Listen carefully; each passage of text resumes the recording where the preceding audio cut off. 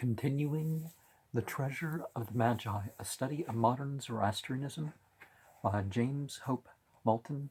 We are in Chapter 5, The Religion of the Later Avesta.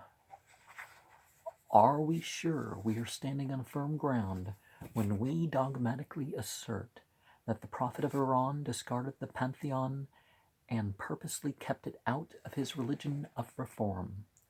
This is countered by a plea from the other side. Well, before we get into the plea of the other side, there's a difference between saying something's not a god and, saying it doesn't exist or is the enemy. And let's hope the distinction is drawn.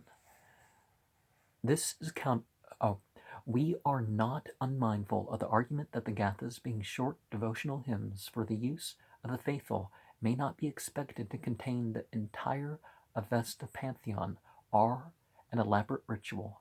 The argument may explain something, but not all. It fails to account for the entire elimination of the very names of the most prominent angels, Mithra, Ragna, and their associates. Vital problems as these remain unsolved. So Dr. Dalla comes to non-niquet. It seems to us that he has allowed too much for the scruples of modern Parsis, who in this matter can hardly be impartial. Mithra and Haoma and the Fravashis were far too important in the religion of the prophet's day to be accidentally overlooked in the hymns. The priests who preserved them were devoted to these cults, and would never have failed to preserve anything so congeal as a recognition of these ever-popular entities. The cumulative effect of Zarathustra's omissions is overwhelming for all who look at it impartially, and, as we shall see, there is really not such a great necessity laid upon modern orthodoxy after all.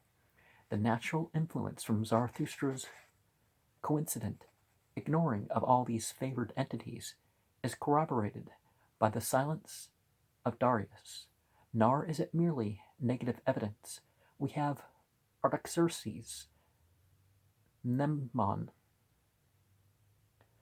a century later, grooming Ahura Mazda, Anahita, and Mithra, and his own words answer to Greek evidence that he made considerable innovations in religion. He was, in fact, the first king whose religion is fairly represented by the Yashts.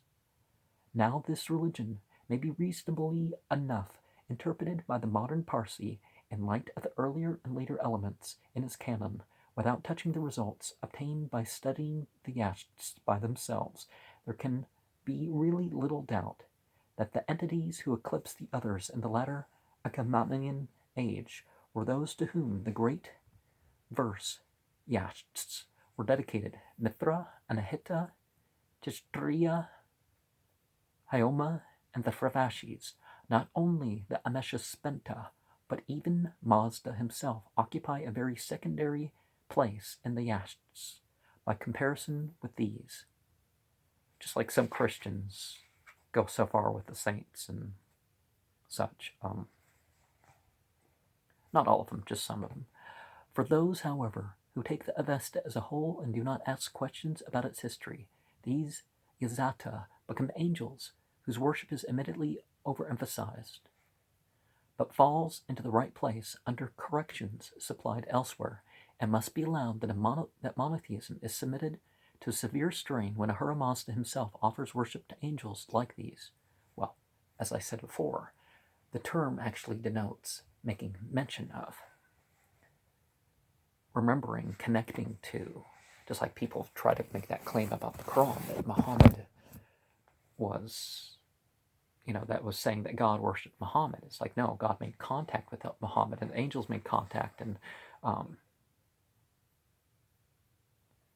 the word is used as that which describes the worship offered by men.